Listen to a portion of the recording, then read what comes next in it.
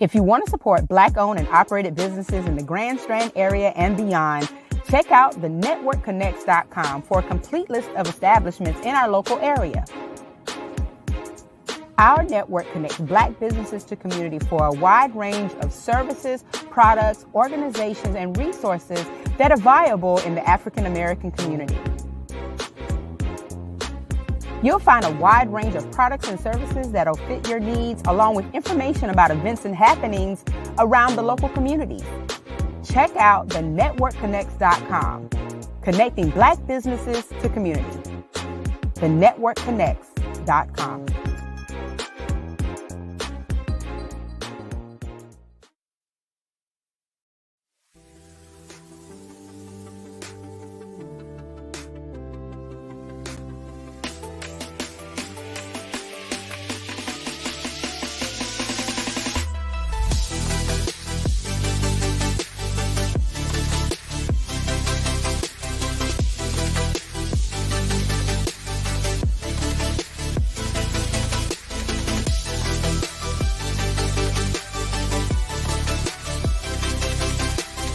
Thank you for watching the World Community Magazine's Hour of Power Live on Facebook with your host Edward McQueen and April Garner.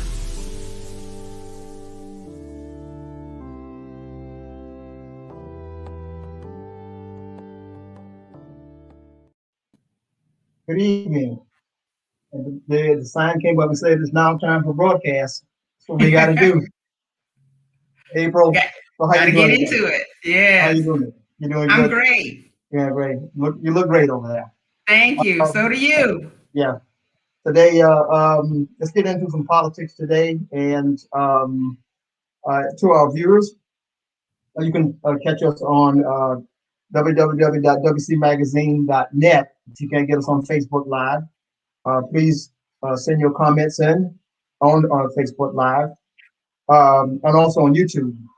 So there are three ways of getting us today. So I'm your host, Ed McQueen, and co-host Sister April Garner.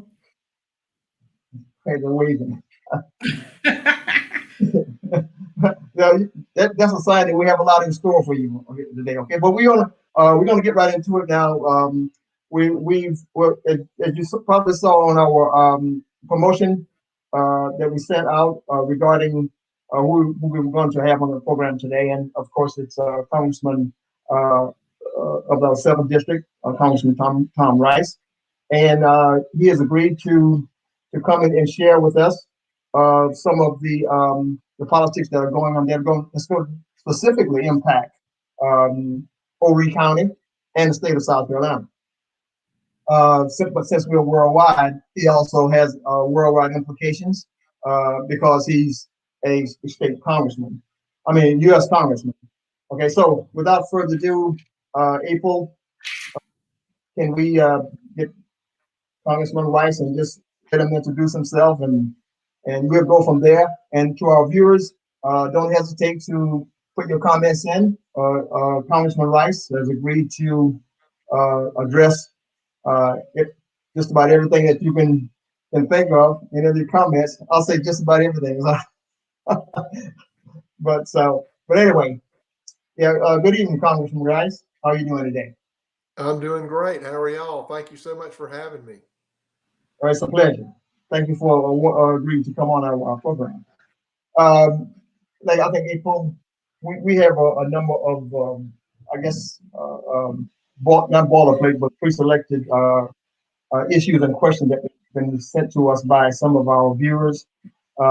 Again, we're still giving our viewers the opportunity to send the comments on Facebook Live. So, Congressman, could you give us an overview? We'll start with that. An overview of. I understand you're in Myrtle Beach today. Is that correct? Yeah, I was. I did. Over the last few weeks, we've done a lot of town halls, and we've gotten out. You know, I used to do town halls very frequently. In fact, in the last Congress, I did 48, which put me at one of the highest in Congress among congressmen and senators. I try to get out and see people a lot. Of course, COVID put a damper on that, so we weren't able to do that in the last year. But a month ago, we reinstituted with the vaccine and with the the case rates going down and the death rates going down. And we thought it would be relatively safe, and so we started doing town halls again last month. And you came to one of my town halls and told me about your show, which I was unaware of, and I appreciate you doing that. And I always like to talk to my constituents. So thank you for having me. Well, it's a pleasure, and you are our congressman, exhibit. So that's why we want our viewers to look at it that way, and whatever opposite view that they have, let's just get down to seeing what's best for Horry County and the state of South Carolina. So, April, what do you think? Well, Congressman Rice, I think it would be good for you to explain to some of our viewers who may not fully understand how much of the district you cover, District 7. So if you could explain your actual territory or the boundaries that you actually represent. Well, South Carolina has 7 congressmen. So the state is, it's based on population. Each congressman is supposed to represent about 750,000 people. South Carolina has about 5 million people. So my share of the state or of this district doesn't belong to me. Obviously belongs to the people who live here, but it's 8 counties. I have Georgetown and Horry counties on the coast, which is about, I guess, 40% of the South Carolina coast. And then I follow the North Carolina line through Marion and Dillon and Marlborough counties, which are 3 of the poorest counties in the state. And then I pick up Chesterfield, which is the upper part of Chesterfield really now is almost a suburb of Charlotte. I mean, people don't realize how big it is, but Pageland in Chesterfield County is 20 miles, 30 miles from Charlotte. And then coming back down, Darlington and Florence. And I have 100% of all those counties, the whole county, except for Florence. They cut out a little bit around Lake City. That belongs to Mr. Clyburn. It's in Mr. Clyburn's district. But the rest of those 8 counties are in my district. So it's a really perhaps the most diverse district in South Carolina in terms of the makeup of the I don't know what ethnicity is not the right word, but for example, on the beach, you obviously have people who grew up here or came here and retired. It's very tourism centric, lots of hotels and restaurants and so forth. And then you go not very far inland and you get to the big retirement communities. Not everybody's retired in them, but an awful lot of people have moved in here from other areas in the last 10 years in Carolina Forest and in other areas out there. And then a little further in, it's pretty much agricultural. There's some mixed industry in there until you get down. Florence has a pretty good industrial base. Darlington has a pretty good industrial base. And there's some mixed out throughout the district, but most of it is pretty rural and pretty agricultural. So it is a very eclectic mix of people who all have varying interests. Absolutely. And, it's interesting. You just described the makeup of your district, and that's pretty wide and vast. And I can tell you that in my travels, when I'm traveling from Horry County towards Marlborough County, it's always fascinating to me that, all of, I guess that stretch has one person who is actually focused on all of the issues, concerns, and things that, need to be addressed in all of these areas. And so it's a huge job that you have. I'm sure that, there's some areas that probably require more of your attention than others. And so as you think about all of these areas that you represent, especially since you mentioned, that Marion, Dillon, and Marlborough County are some of the poorest counties, what do you think are the priority projects for your district? And what is the status of basically taking care of these priority projects? When I ran for Congress, I told people I would have 3 main priorities, and those would be jobs, jobs, and jobs, because I think that's the pathway to hope and opportunity and a shot at the American dream. And I felt like, Marion, Dillon, and Marlboro, a lot of those folks have been left behind for a long, long time, decades, if not 100 years. I was tired of hearing the term corridor of shame. Aren't you tired of hearing that? I sure am.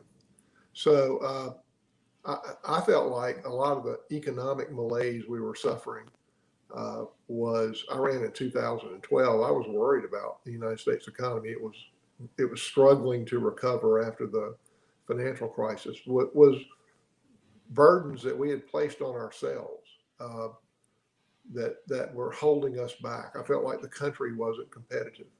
And so I wanted to work on making the country competitive and also focusing on those really poor areas. Now I focus on the whole district, but I really wanted to focus on the whole areas. So after we got the tax reform bill done to make our tax code competitive, and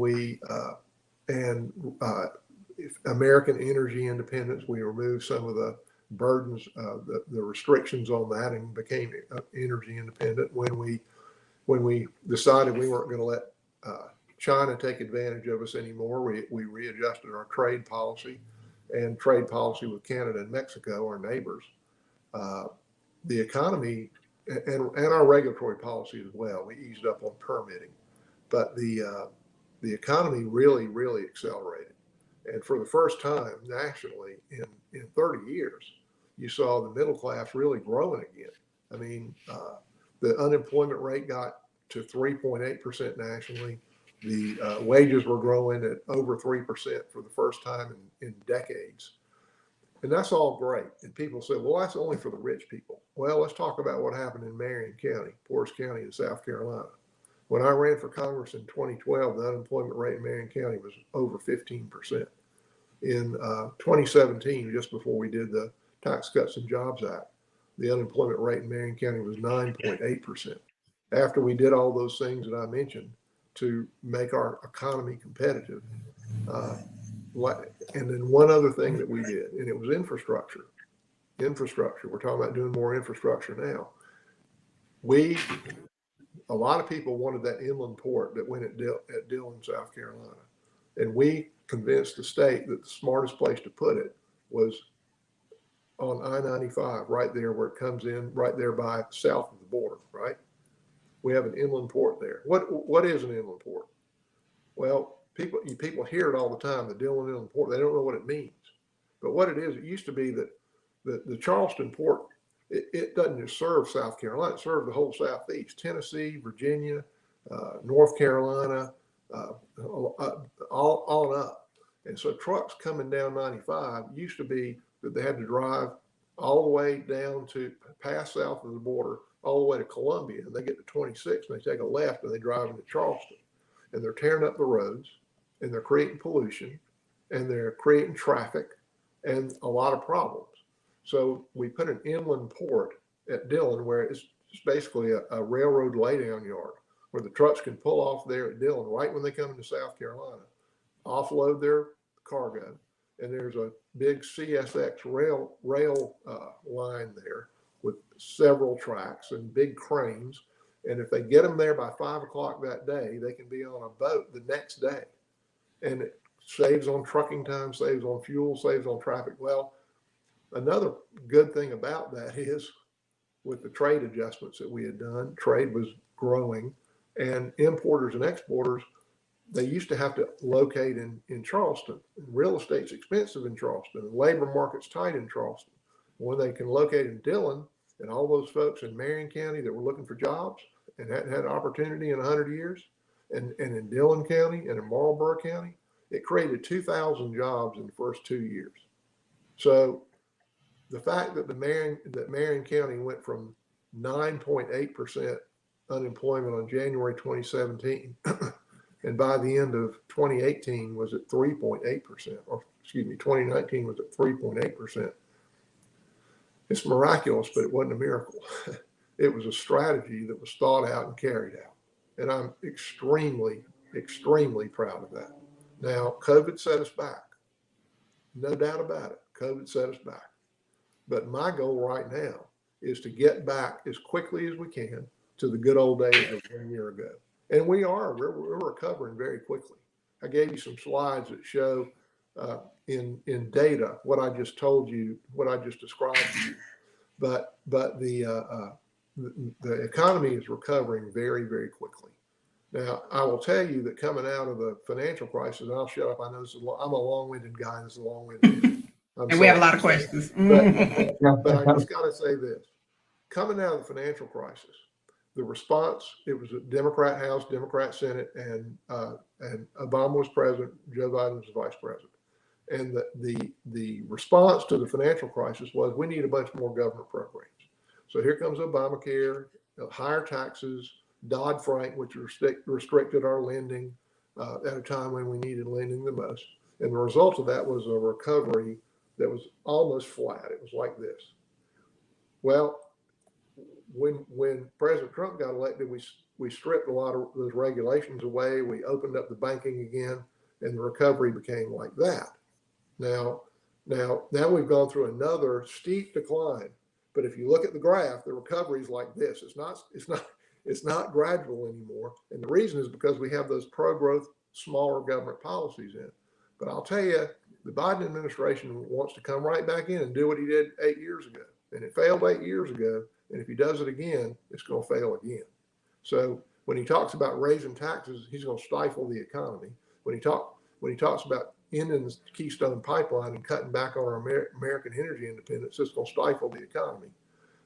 If he goes back in and eases up on China, which I pray to God he doesn't do, that's going to slow down trade. And it's going to, all these things add up, and they will once again lead to a stagnant economy if they proceed with all that. That's what worries me.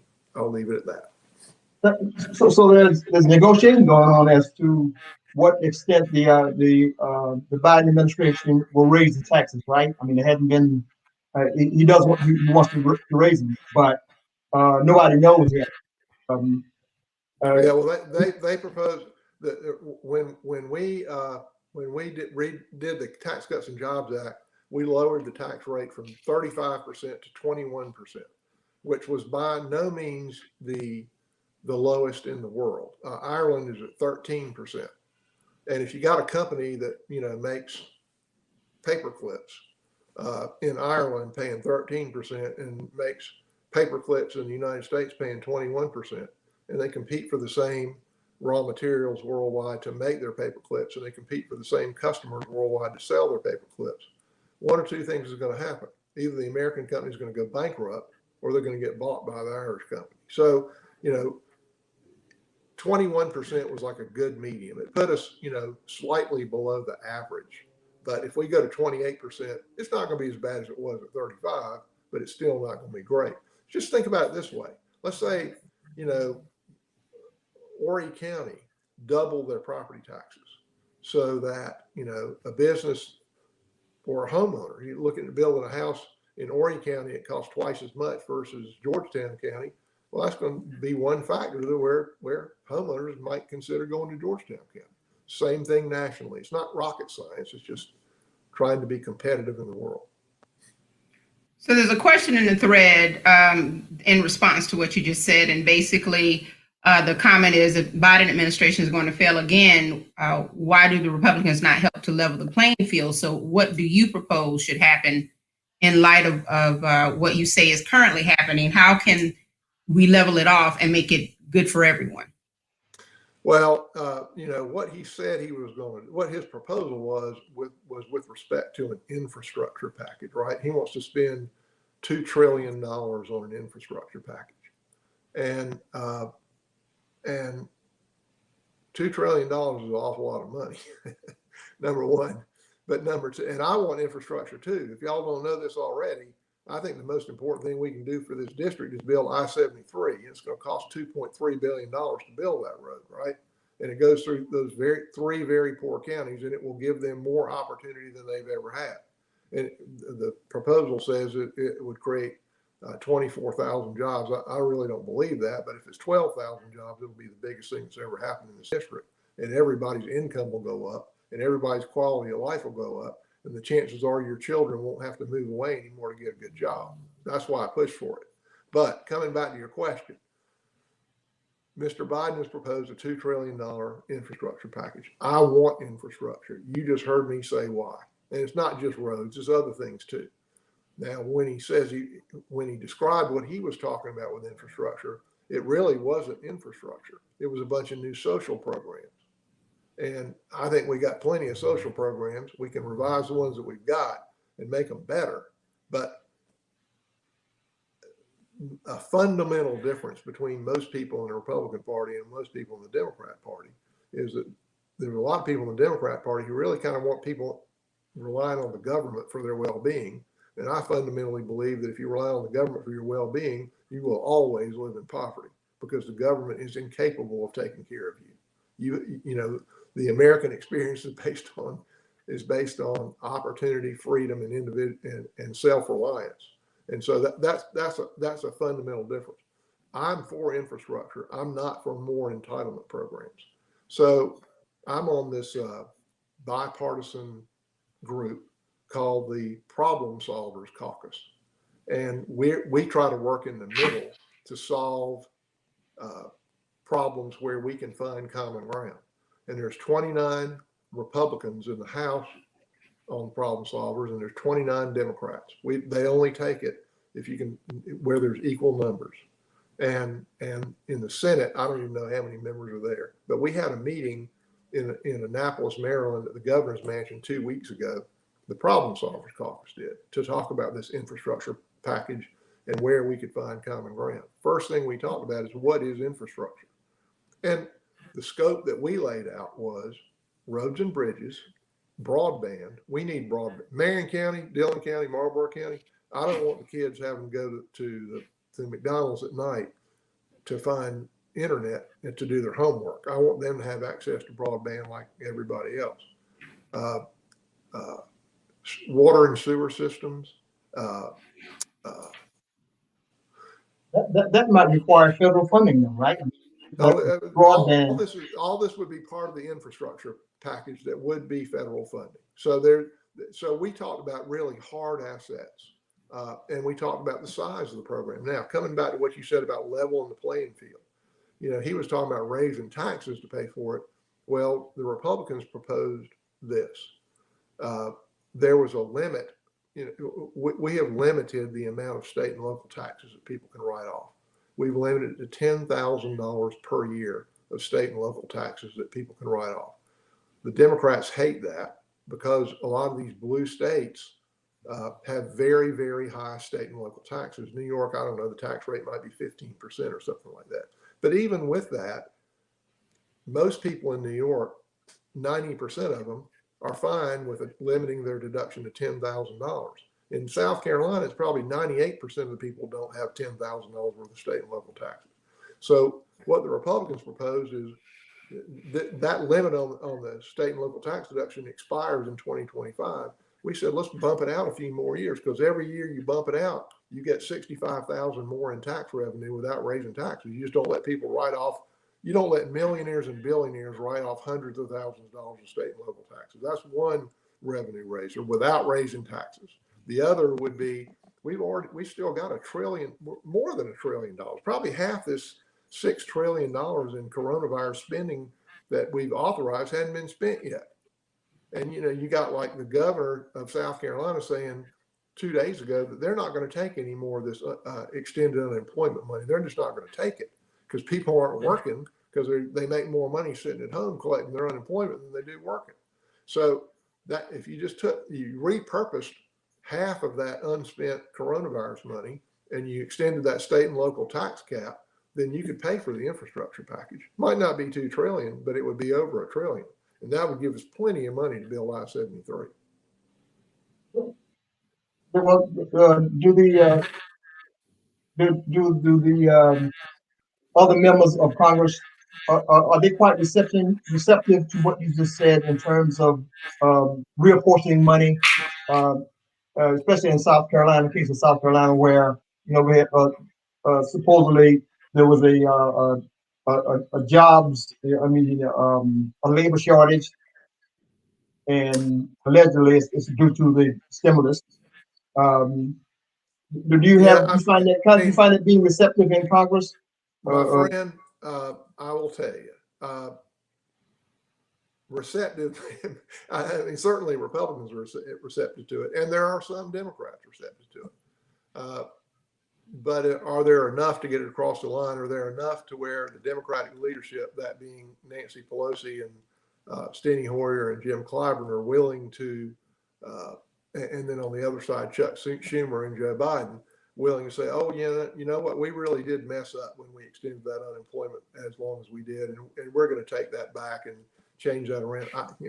That's a hard pill to swallow. That's a hard. You don't think it was necessary to extend it in light of the fact that we were still in the midst of COVID and a lot of uncertainty? No, I mean, it was only what? So it was okay to have it during the Trump administration, but the extension of it into Biden, there's a problem with it?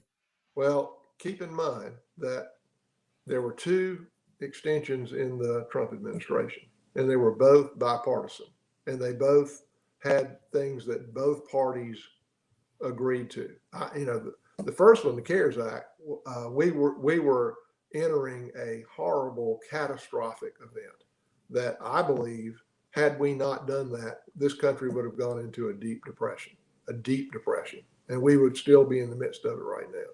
The second one was late. I mean, and both parties blame each other for it being late. But, I believe Nancy Pelosi held up the second one till after the election to try to hurt Trump, and it was effective. And so we finally got it done after the election in December.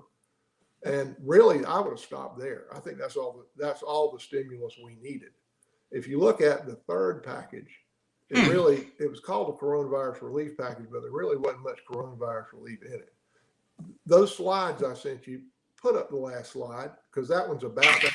I want to show you a little bit about that package. I actually I represented the Ways and Means Committee in debate on the floor on that. And it shows how that money was spent, and it breaks it down on a per person basis. And I personally believe it's shocking. I think most Americans don't. You hear $1.9 trillion and you don't know what it means. The numbers are so big that it's just hard to comprehend what that really means. But that slide kind of lays it out for you. The very last slide. You passed it. There you go. That is the package we just passed. Okay, we borrowed $1.9 trillion. Now, if you divide that by 330 million people, we borrowed, if you look at the last line, $5,487 for every man, woman, and child in this country.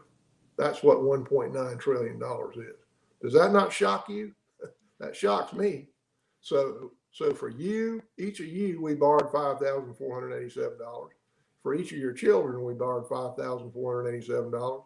For each of your grands, we borrowed $5,487.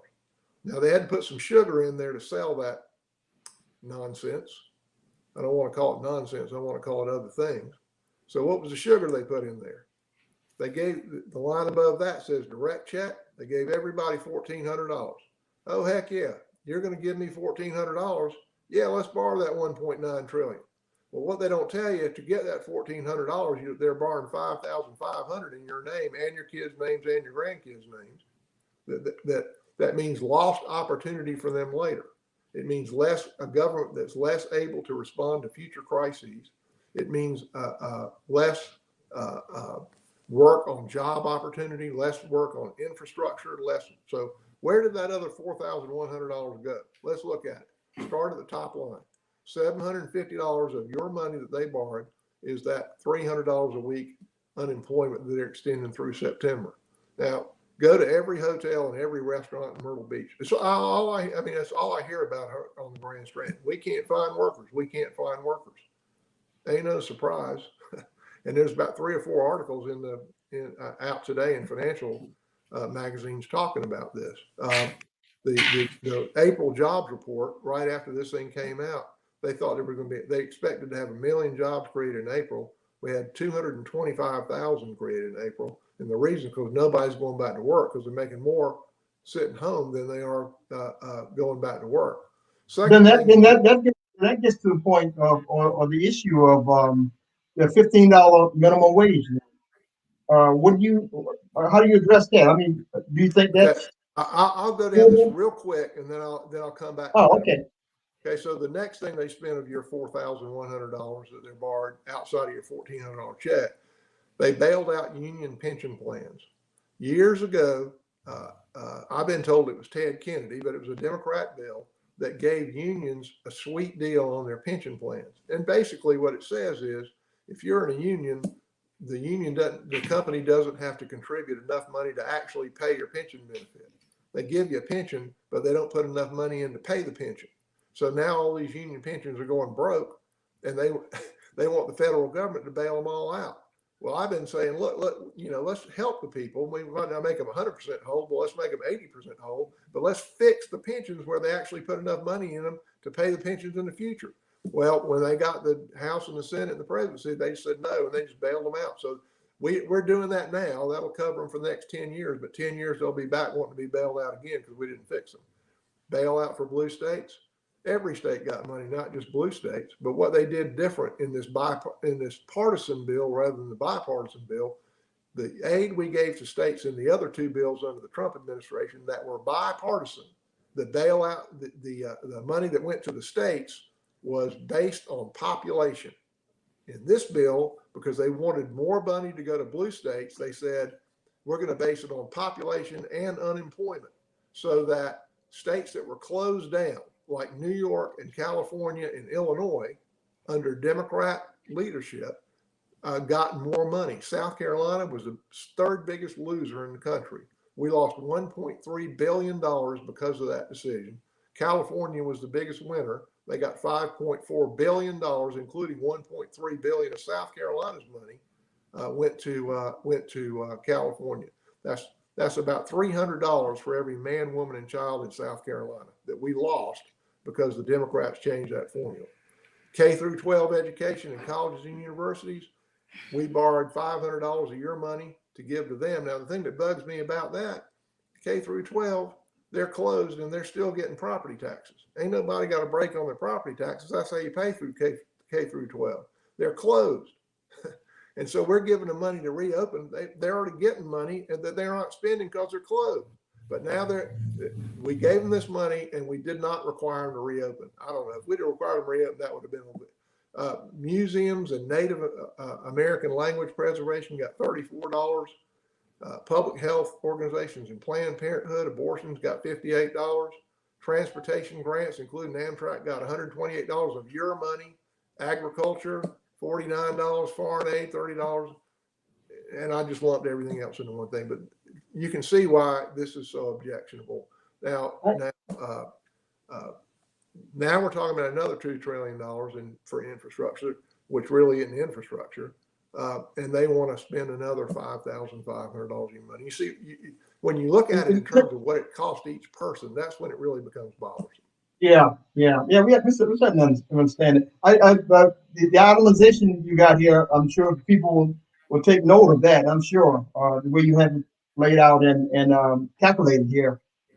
Let's get down to some real grassroots, something local for Horry County, if you don't mind. I don't. Yeah. Okay. April, can we go to some of our comments? Take the one for Miss Janet Lawrence Patton, who said, Congressman Rice, what is your position on the educational disparities and inequality in South Carolina? Specifically, achievement gap widening among Black students compared to white students. And number 2, student loan debt crisis. And number 3, broadband access, which I think you've already addressed, the broadband for the. But okay, the first one, she said education and achievement, the achievement gap, and she said gas prices, and she said broadband, right? No, let me be clear. She said achievement gap widening among Black students compared to white students, student loan debt crisis, and broadband access for underserved communities. 3 points in that question. Okay, yeah. Educational disparities and inequality in South Carolina. Yeah, I mean, I agree that is a problem. That really is a state issue in terms of how the money is allocated. The schools typically here are funded by property taxes, and Horry County is one of the wealthier counties. I mean, not only do we have property taxes, but we've got the penny sales tax that pays for the new schools. So we got shiny new schools all over the place, and our students typically do at or above the national average. And so Horry County really isn't the issue. Now you got Marion, Dillon, Marlboro, which are corridor of shame. That's what they call them. It embarrasses me. It makes me mad. But that, when you talk about property taxes, they don't have the resources. I mean, their property taxes are minuscule compared to what Horry County gets. I will tell you that that with the Dillon Inland Port and with people, with the need for people to come to work, with every person that you can pull out of the cycle of poverty and put into the economy and get them a job and get them opportunity is a win. I mean, it's a win for them, their family, the community, the neighborhood, everybody else. Cuts drugs, crime, everything else. And so what I was doing before COVID was I would go to the Dillon Inland Port, and I would get the high school guidance counselors and the principals and the tech school presidents and employers. And I did it 3 times. And I gathered up about 300 or 400 people and said, look, y'all been sold a bill of goods for a long time, but this is real. This is not a lie. These jobs are here, they're real, and they're on the ground. And what we need to do is we need to stop telling every kid they need to go to college, and they need to look at some of these technical education programs that they can get a job for. I mean, they can get an education for cheap, so they don't have a whole bunch of student loans, and they can get a job that pays a good wage. And we need to fill some of these positions. I mean, Forest Darlington Tech, the president told me he could place 1,000 diesel mechanics tomorrow. And Horry Georgetown Tech has a welding program. I mean, these kids get hired before they can finish the class, and it costs almost nothing. But Congressman Rice, that's just a small segment of people who are going into very specialized areas and then coming out in high wage positions. In Horry County, most of the people who are working in Horry County are working in hospitality related jobs that do not pay a living wage. They don't pay strong wages. And that's why, as you stated before yourself, most people are not returning to work because they do make more under unemployment. So when it comes down to even those disparities, with a situation like COVID, a pandemic situation where most jobs in hospitality and tourism were closed down, you've got people who are returning to work who are trying to play catch up. They're not returning to work and just hitting the ground running to start where they left off. So, there lies the problem. And that's why there's the question of the wage disparity. We cannot dismiss the fact that most of the business owners in Myrtle Beach and other parts of South Carolina and throughout the country were not paying or are not paying wages that would be sufficient for anyone to live. And so, as our congressman, how do you push the needle when it comes down to that? And COVID has created a situation where we can now move forward with some strong policies and procedures that would prevent us from falling into this type of situation again when it comes down to surviving after a major catastrophe like a COVID-19. So, what are you going to use as far as your influence and I guess your reasoning, your proposed acts to make sure that this type of thing, starts to come around and does not become a problem or continue to be a problem? I agree with you about the reliance on service industry and the wages, the low wage and seasonal wages that it produces.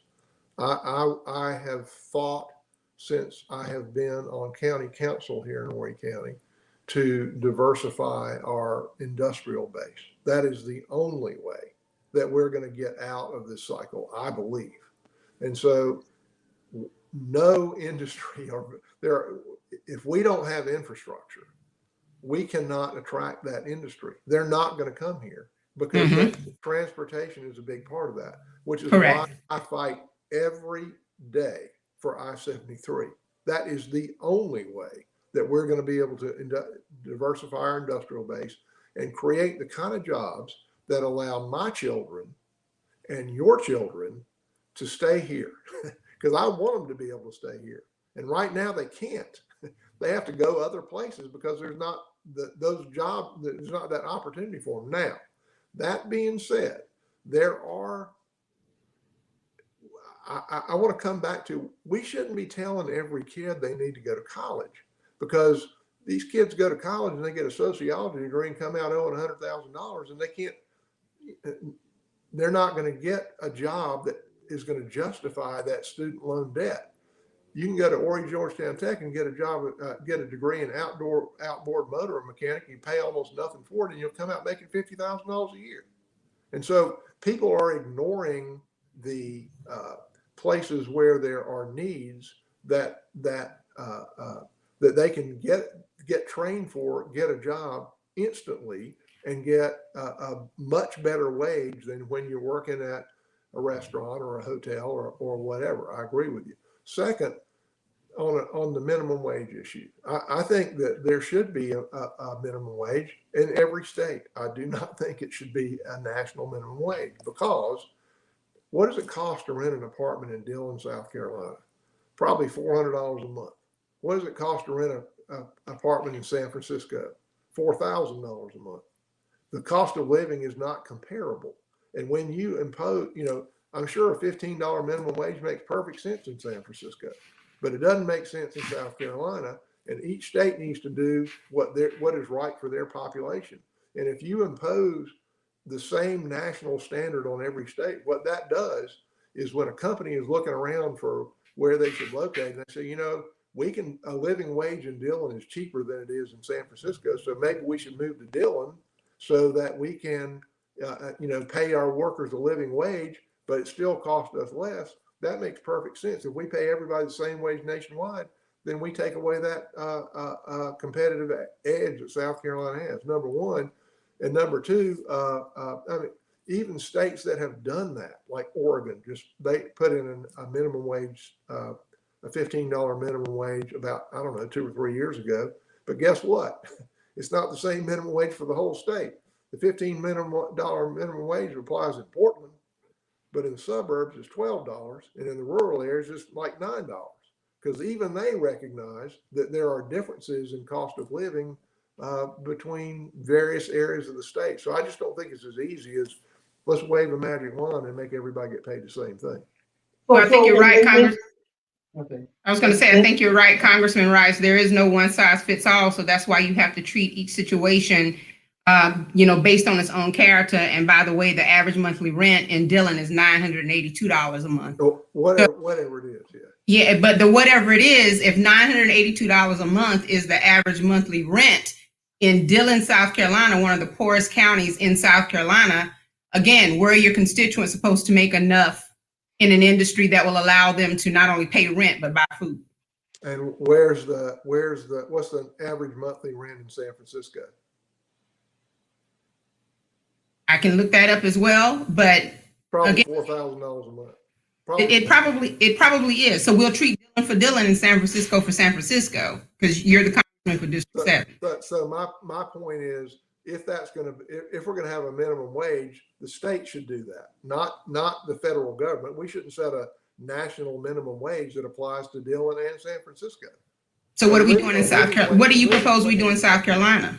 A living wage is two different things in two different places. And if the state needs one, the state can do it. You don't need the federal government dictating that to you. So you still don't want federal money, even if you implement your own, after a study, your own minimum wage in South Carolina, you still would not accept federal dollars if the federal government wants to come on and say, hey, let's just raise up a little bit to a standard of living.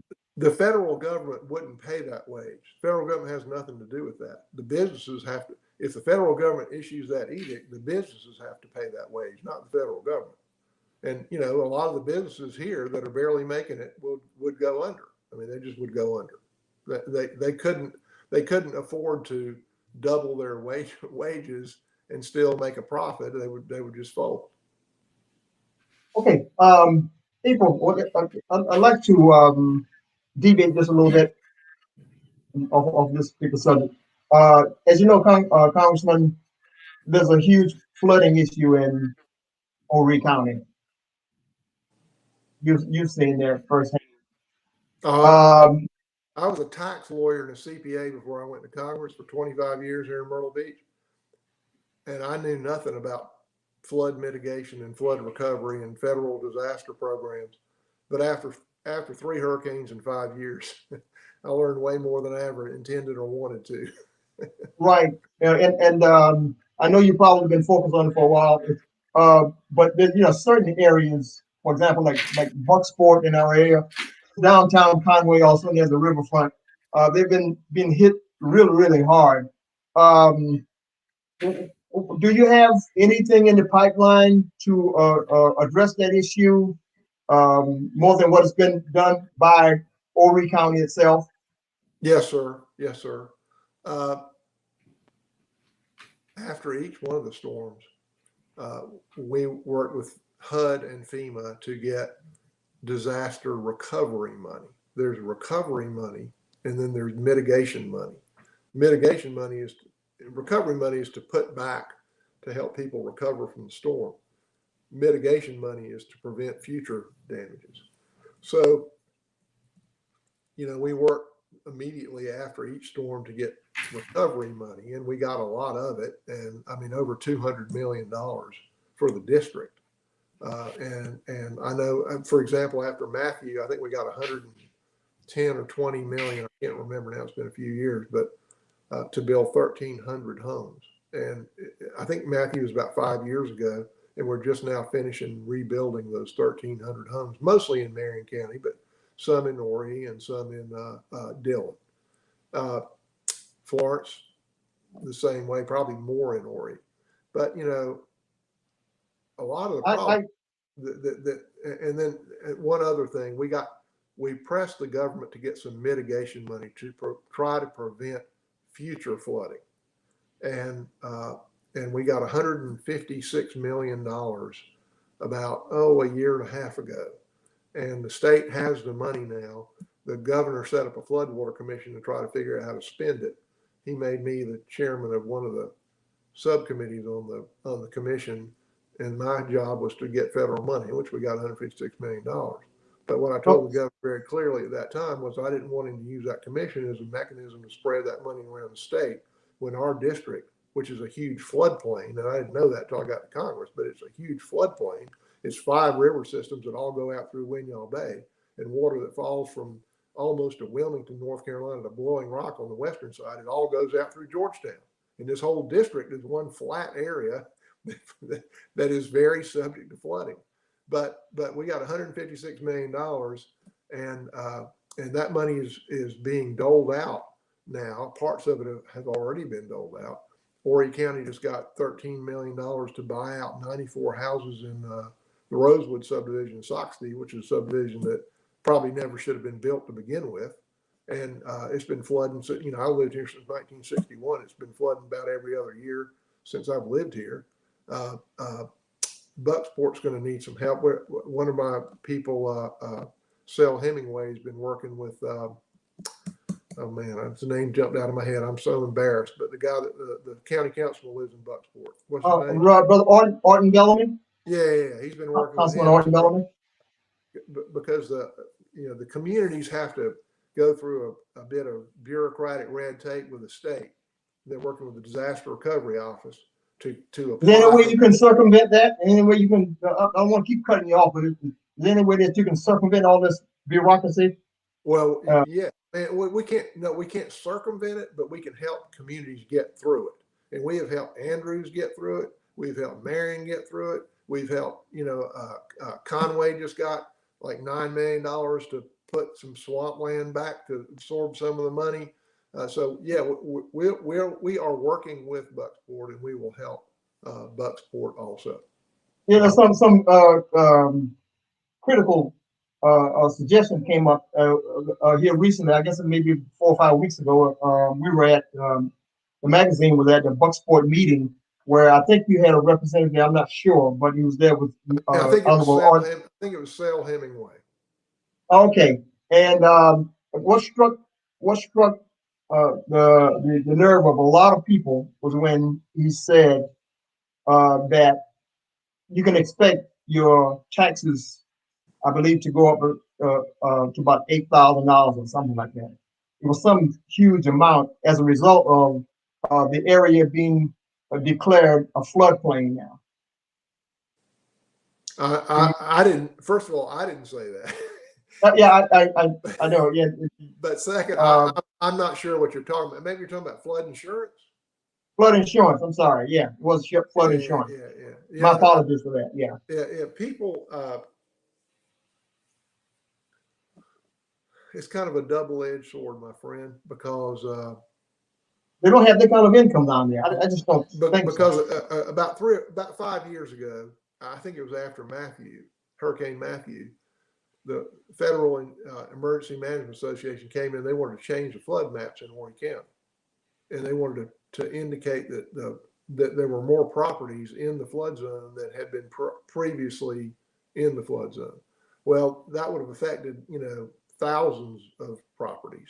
And if you're in a flood zone, your flood insurance costs way more than it costs if you're not in a flood zone. I mean, that's obvious. If you're in a flood zone, you're more likely to flood, so your flood insurance costs more, right?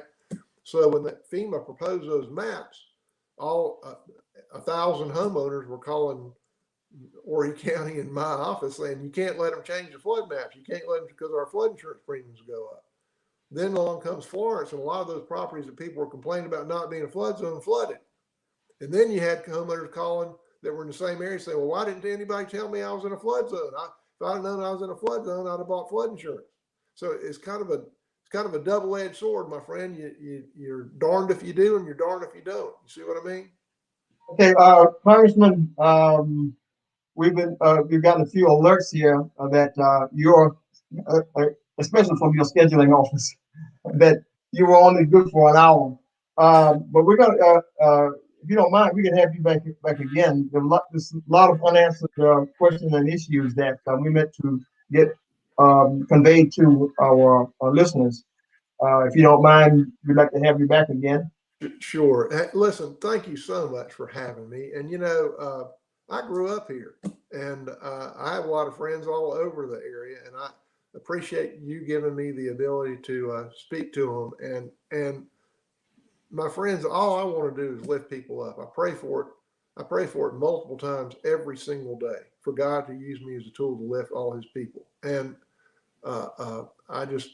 this is not the only way to contact me. If you want to, go to my website, and it's rice.house, house.gov. And you can see what I'm working on. You can send my office an email. You can sign up for my weekly newsletter. Please do that. It's not fun. I'm not going to fundraise off that. It's an official, congressional thing. And you can be informed on what I'm working on. And also, I do a lot of town halls. You can come and see me live at a town hall. I do telephone town halls where you can, call in, and I'll do the same thing for an hour. I'll just sit here and take questions. So I try to be real available to people. So please take advantage of that. And at least go to my website and sign up for the newsletter. I'm not hiding, and I'll tell you what I'm working on, and I try every day. And it's my great honor. It's the honor of my life to represent you. So thank you for allowing me to do it. And y'all have a great evening. I'd like to just extend personal thanks to Ms. Sadie Thorman. Okay, she's your press secretary, and she's been very patient. I appreciate her very, very much, and just want to extend many thanks to her for that. She's been very cooperative in making these arrangements from your end, but especially patient. So thanks, Sadie. Thank you, Edward. Thank you, April. Thank you very much. Thank you. All righty. Bye-bye. So, Brother Edward, there were a ton of questions that we were not able to get to tonight, and I'm hoping that he is willing to come back at a later date to answer these questions. As a matter of fact, I think we should compile all these questions and send them to him so that he will know at least what some of his constituents here in Horry County are. Absolutely. Absolutely. Because I don't think we got to half of what we needed to talk about. Not in the sense. No, we haven't. I don't think we've touched the ground well, because we have a lot of comments, and they're all different issues that we wanted to convey and have them addressed. Yeah, seem to be receptive about coming back again. So we'll do that. We'll request this present on our platform again. April, do you want to? We cannot address. I don't think so. Some of these comments that you see rolling across the screen here. No, the person who needed to address them is gone. Yeah, we can. He's already left the building. Yeah, it's not appropriate to opinionize. On each of these comments, by the way. So, but thank you all for your comments, and we're going to save these comments. We're going to send them to him. I think we can do that, right, April? Yes, we can compile all the questions. We'll compile them and send them. So, I want to appreciate all of our viewers, and thank you, April, for the PowerPoint that he sent, and then assisting and making sure that it came across well. So next week, God willing, we're going to stay with another issue that we didn't get with today, and that is the perimeter road issue around the Sandwich, I believe. No, not is it? No, that's breast cancer. Next week on the 17th, we're going to be having Mother Mary Moore. She's 92 years old, and she underwent some breast surgery, and she wants everybody to know that about the precautions to be taken with dealing with breast cancer. And also, we have one of our local gynecologists, I believe, that would also come and talk about the women's health issue. So I will probably Dr. Tracy Nelson. Make sure you mention her name, Dr. Tracy Nelson. That's why it's going to be all women next week. So April will be in charge of next week. So, but stay tuned, because it's going to be very vital information and some very stimulating information, especially from Mother Mary Moore. And so just stay tuned, okay? So, April, you have the last word. Well, I just want to thank everyone for submitting questions and comments. And, sometimes it's hard to be diplomatic when you need to hold people to the fire. But I think that sometimes you have to baptize by fire. So hopefully the next time we have Congressman Rice on in the House, we'll be able to ask some very compelling questions and get to the heart of some very compelling issues that are affecting all of the counties that he represents. And so, just if you have any comments or concerns, he gave us the web address. Make sure that you send those to him.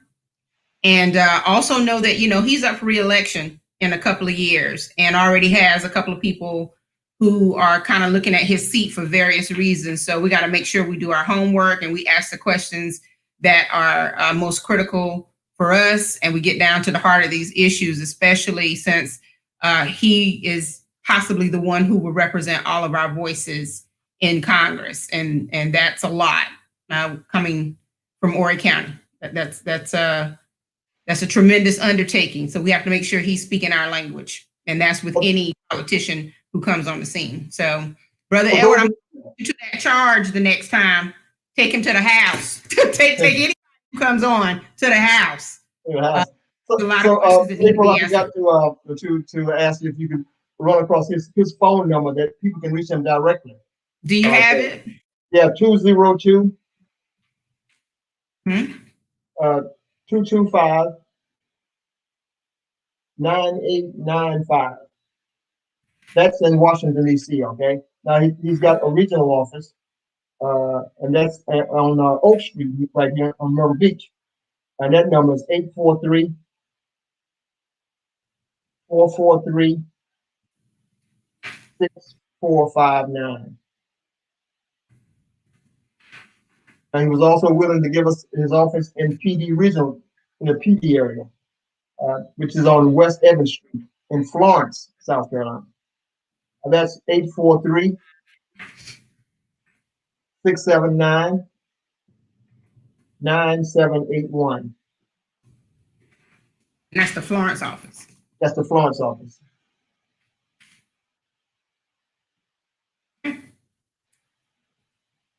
My vote matters. Your vote matters. Everybody vote matters. Absolutely. You're voting for. Because I tell you. Yeah, and I regret that we couldn't get all of our comments to be at least be looked at or spoken from him or addressing him in some kind of way. And like we said, April, we're gonna try and get those comments to him. Okay, and see where we go from there. All right. Mm-hmm. All right. So, viewers, thank you so much for allowing us into your computer today. And hopefully we'll see you next week, God willing. Same time, same channel. WC Magazine Live, right here on Facebook Live. Okay. See you next week.